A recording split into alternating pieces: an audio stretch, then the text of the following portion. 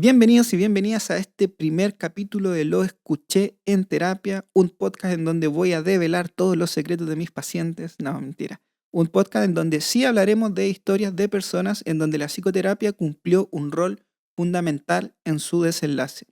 Es un proyecto que hace tiempo tenía ahí en el tintero, me pone contento poder sacarlo a flote por diferentes motivos. No se había logrado, en algún momento se pensó quizá dirigido por dos personas, pero finalmente hoy en día lo estoy iniciando con mi voz y espero obviamente poder aportarle un ratito de entretención y aprendizaje con esta historia, que es mucho mérito de quienes envían su historia. Por supuesto, de manera inicial no había una fila de gente queriendo comentarme sus historias, tuve que ir a rescatar esta historia, así que por ahí hablé con algunos colegas, algunas personas, y es así como llegamos a este primer relato y que le hace honor al nombre del primer capítulo, que es La terapia arruinó mi relación. Un título prometedor, vamos a ver qué nos encontramos en esta historia. Es importante mencionar que esta historia la persona me la fue relatando y yo la fui ordenando en forma de relato. Sí que hay algunas modificaciones en redacción para yo poder obviamente transmitírselo de la manera más clara a ustedes, más no en el contenido. El contenido de esta historia es tal cual ocurrió o por lo menos tal cual me lo relató la persona. Así que, sin más preámbulo, vamos directo al relato. Hola Samuel, mi nombre es Fernanda, tengo 30 años y te quiero hablar sobre cómo la psicoterapia arruinó mi relación. Al principio yo comencé como muchos, he escuchado por ahí, probando diferentes psicólogos ya que no lograba sentirme cómoda. No porque fuera una paciente jodida, sino porque con varios la sesión parecía solo un monólogo. Logré conectar con un psicólogo que, a diferencia de otras experiencias, me propuso un plan de trabajo y eso ya era algo nuevo. A él le fui comentando que venía a terapia para mejorar mi tolerancia al malestar o frustración. No sé cómo es la forma correcta de decirlo, pero principalmente porque mi familia y mi pareja, con quien llevaba ya 2 años, me decían que era muy poco tolerante y que mi carácter solo generaba conflicto. De a poco me fui soltando y mencionando situaciones. Por ejemplo, que a pesar de tener 27 años vivía en casa de mis papás y que estos sentían que podían entrar a mi habitación y revisar mis cosas simplemente porque era su casa. Yo manifestaba mi malestar, pero siempre se minimizaba diciendo que exageraba. Para peor, mi pareja en lo íntimo decía entender mi malestar, pero frente a mis padres decía que yo exageraba todo. Esta contradicción para mí no era tan notoria, pero me fui percatando a medida que en terapia el psicólogo me hacía ver estas mismas situaciones, como si fuera una tercera persona. Esto me ayudó mucho, porque suelo jactarme de que soy una muy buena persona aconsejando, pero no siguiendo mis propios consejos. Así que me ayudó a notar cosas que hasta ahí jamás me había cuestionado. En cuanto a mi pareja, siempre que manifestaba mi enojo, la respuesta terminaba focalizado en mis reacciones o focalizada en mis reacciones, que efectivamente en ocasiones tendía a subir mi tono de voz. Pero al margen de ello, el focalizarme en eso hacía que el contenido por el cual comenzaba la discusión pasara a segundo plano y todo terminaba en unas disculpas de mi parte por subir de tono, acompañada de una sensación amarga y muy confusa. En terapia, además de aprender a gestionar mis reacciones en esas situaciones, por primera vez alguien, mi terapeuta, le puso atención al contenido de mi enojo y me di cuenta que mi enojo muchas veces era totalmente válido. Situaciones en donde habíamos quedado en compromisos que él olvidaba, simplemente no apareciendo a pesar de recordarle un día antes, como que me acompañara a un matrimonio, por ejemplo, siempre terminaba de una u otra manera en que yo pidiera disculpas. Recordar esto sigue siendo algo que trabajo día a día, porque aparece el sentimiento de sentirme tonta o estúpida, pero recuerdo pronto la importancia de ser compasiva conmigo por más que cueste. Sin embargo, todo colapsó definitivamente un día que tras pasar el fin de semana en la playa con mis amigas, un día lunes tomando once, mi hermano menor estaba con uno de sus amigos, quien se había quedado el fin de semana.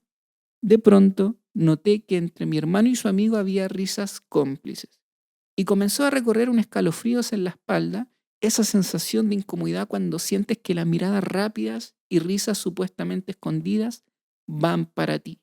Creo que todos alguna vez hemos sentido esa sensación. Ya estresada con la situación, Doy un golpe en la mesa y les pregunto qué pasa. Para mi sorpresa, quien responde no fue ni mi hermano ni su amigo, sino mi mamá, quien me dice, si quieres que no se rían de ti, deberías tener más decencia con las cosas que usas. A lo que le pregunto a qué te refieres, y me dice, anda a revisar tu cajón. Roja, entre enojo y vergüenza, voy a revisar el único cajón de mi pieza al cual no tenían acceso porque manejaba con llave. Y me doy cuenta que estaba abierto. Había olvidado ponerle llave. Y es que resulta que sin mi consentimiento dejaron que el amigo de mi hermano durmiera en mi pieza ese fin de semana. Ese cajón, en ese cajón, yo manejaba cosas íntimas, toallas higiénicas, lubricantes, preservativos y un pequeño juguete sexual que había adquirido hace muy poco. Mi rabia en ese momento fue tanta, pero la sensación de sentirme vulnerada fue mayor.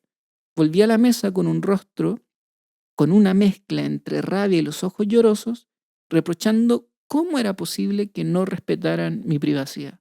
A lo que mi pareja, para más remate, se pone del lado de mi familia y me dice que fue mi culpa por no fijarme que estuviera bien cerrado el cajón. Esa situación fue el detonante para hacer cambios drásticos en mi vida, dolorosos, difíciles no solo en lo emocional, sino también en lo económico, ya que decidí salir de casa. Terminé mi relación y a pesar del dolor que sentí, la satisfacción de lograr poner límites con el tiempo fue cada vez mayor. A día de hoy, aún trabajo en la relación con mi familia, que ha mejorado con pequeñas visitas muy cortas que realizo en ocasiones. Y en lo amoroso, sigo descubriendo poco a poco qué es lo que quiero y qué es lo que merezco. Gracias por escuchar mi historia. Tremenda historia, tremenda historia. Espero que pudieran ahí seguir el hilo. No somos unos narradores expertos, pero lo hacemos con la mejor intención del mundo. Potente, potente historia la de Fernanda. Claramente la persona no se llama Fernanda y vamos a mantener su nombre en confidencialidad. Y hay varios elementos interesantes acá. Yo me imagino ustedes están ahí mentalizándose en alguno en particular. Yo voy a partir por algunos. Por ejemplo, el tema de los padres. El tema de los padres cuando esta regla o este mandato de mi casa, mi hogar, mis reglas, se convierte en algo inflexible. Cuando esa misma regla o esa misma capacidad de intervenir en la vida o en la privacidad de los hijos es la misma a los 10 años, a los 15 años, a los 20 años y en este caso a los 27 años. Algo va cambiando en esos procesos en la persona que va requiriendo, por temas lógicos, mayor intimidad, mayor respeto a su privacidad. Y muchas veces cuando los padres no logran flexibilizar y entender eso, viene este comodín, este botón que parece como una respuesta automática para cualquier reclamo, que es, esta es mi casa, estas son mis reglas, si no te gusta, te vas. Algo que es muy doloroso, sobre todo para los adultos jóvenes de hoy en día, porque, y hace poquito veía una encuesta, la capacidad de independizarse hoy en día es mucho más compleja que hace 10 años atrás, más que hace 20 y así sucesivamente, por los costos de vida, por lo caro que es un arriendo, por lo imposible que está también el tener un acceso a vivienda y muchos otros factores, lo cual hace que por lo menos entre los 20, 30, incluso 35, 40 años, las personas tengan que ir realizando su vida u organizándose, considerando vivir aún en la casa de los papás o de quienes los cuidaron. Y ahí viene la discusión. ¿Realmente se puede aplicar la regla? ¿Qué piensan ustedes de mi casa, mis reglas, sin considerar cuáles son esas reglas? Aquí hay una vulneración muy grande y yo creo que si todos hiciéramos el juego de ponernos en el lugar de Fernanda y tener un cajoncito ahí en la pieza con cosas privadas, todos tenemos nuestras cosas privadas, cada uno sabrá ahí, recuerde usted, o imagínese usted qué cosas si esto me lo encontraran terceras personas me generaría vergüenza o siento que me sentiría vulnerado. Imagínense que sus padres vienen y de manera arbitraria dejan, primero, que una persona desconocida ocupe tu espacio íntimo. La pieza es un espacio muy íntimo, sea en la casa de tus padres, sea en tu casa si ya eres una persona independiente. La pieza es un espacio muy, muy íntimo. y que terceras personas permitan que accedan, de verdad genera una sensación de vulnerabilidad muy grande, muy grande. Si eres de las personas que está pensando ahí que quizás está exagerando, que Fernanda exageró, créeme que no, créeme que no. No te das cuenta hasta que te pasa.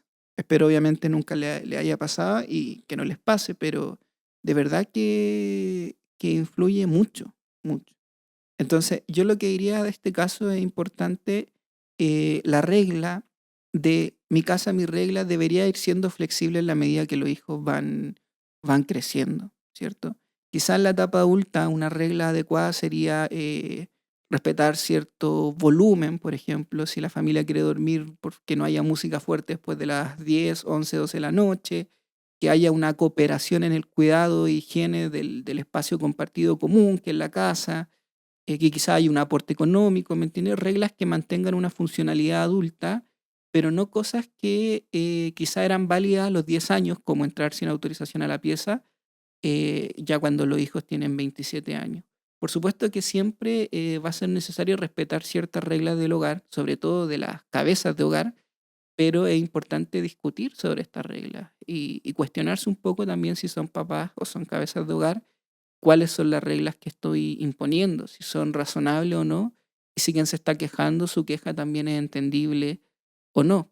Es cosa de ponerse en el lugar de la persona, cómo me sentiría yo si estuviera en su posición. Parece algo tan simple, pero que a veces olvidamos. Entonces tenemos acá los personajes que en este relato se nos presentan como antagonistas, que son los papás por un lado, y la pareja.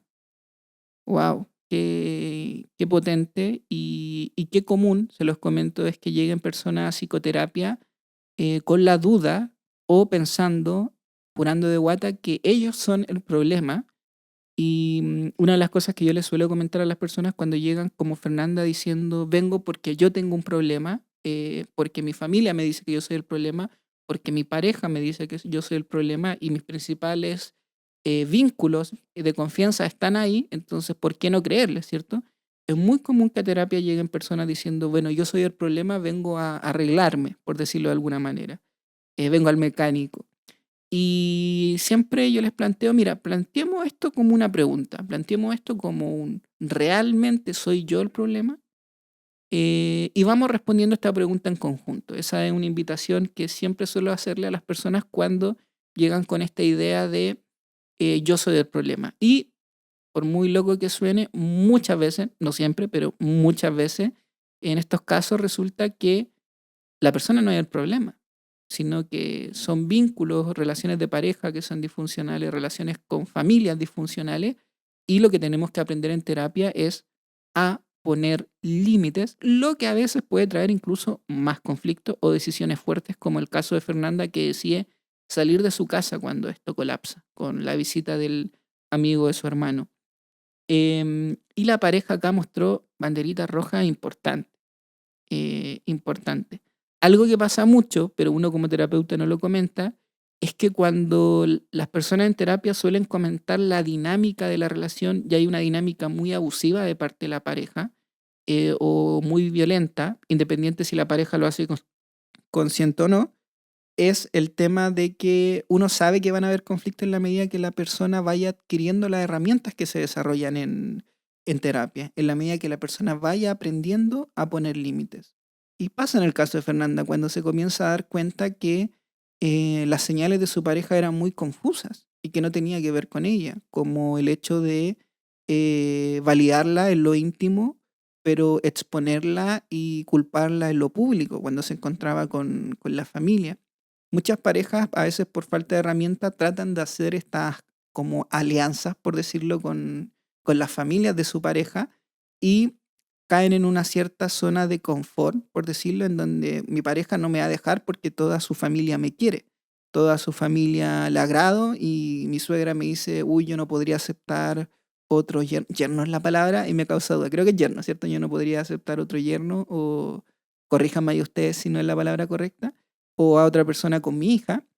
Y muchas veces las parejas terminan buscando esta alianza y se olvidan que lo más importante es la confianza y el apoyo de la pareja, no de la familia, sobre todo cuando la pareja y la familia puedan discrepar en cosas tan importantes como como el caso de Fernanda. Fernanda probablemente en una instancia tan transgresora como que este chico se quedara en su pieza, que revisaran sus cosas privadas, necesitaba el apoyo de su pareja y su pareja en vez de apoyarla la juzgó, se puso del bando familiar y obviamente ya es algo que Fernanda, por lo que da cuenta con las herramientas que había desarrollado en terapia, dice no más, por más que la familia quiera a este personaje. Entonces, es importante entender que en terapia muchas veces uno va a comenzar a percatarse de cosas que antes no me hacían ruido y me van a comenzar a hacer ruido. Y a veces eso es un proceso duro, es un proceso difícil, porque las personas muchas veces creen que voy a terapia y se van a resolver las cosas y las angustias que habían van a desaparecer y todo va a ser más lindo. Y muchas veces antes de que ocurra eso, primero puede ser que todo sea más caótico. Antes de la terapia, Fernanda tenía una relación más cercana, entre comillas, no, quizás la palabra correcta no es cercana, tenía una relación más constante con su familia porque vivía con su familia y tenía una relación de pareja. Post terapia ya no hay una relación con la familia porque decide irse y no hay una relación de pareja. Uno podría decir, si analizamos solo datos duros, oye, pero ¿cómo mejoró la terapia? Si antes tenía más relación con su familia y tenía una relación de pareja, ahora no tiene ni lo uno ni lo otro. Y bueno, la terapia a veces es así. Es necesario poner límites, es necesario revisar ciertas cosas que no están funcionando bien y a veces darse cuenta de eso y quitar esas cosas duele, cuesta mucho. Eso es importante de Fernanda, ¿cierto? Y bueno, ¿qué piensan ustedes? Me gustaría, este capítulo lo voy a estar subiendo a YouTube y a Spotify. Me gustaría saber también qué piensan ustedes de estos puntos, pues, de estas preguntas que son claves en el día a día. Sobre todo hoy en día que lograr esta famosa independencia es más complejo por factores externos a las personas, por factores económicos, de bienestar, etcétera, ¿cierto? No vale la pena muchas veces, dicen algunos, independizarme si el costo de esto va a ser alimentarme mal y si me enfermo, ni siquiera tener dinero para asistir a médico, ¿cierto? Entonces, hay muchos factores que van influyendo, que son importantes de considerar en torno a estas decisiones. Y bueno, finalmente me gustaría poder agradecer mucho a Fernanda por darse el tiempo de compartir su relato, conversar conmigo.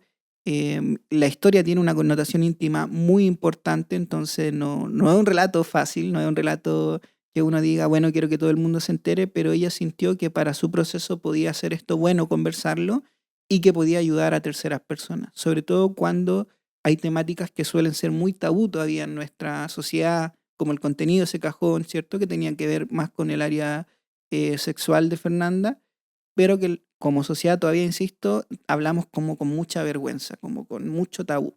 Entonces, agradecerte, Fernanda, por tu relato, mucho ánimo en tu proceso. Estoy seguro que este proceso tuyo también le va a permitir a otras personas aprender a través de tu historia.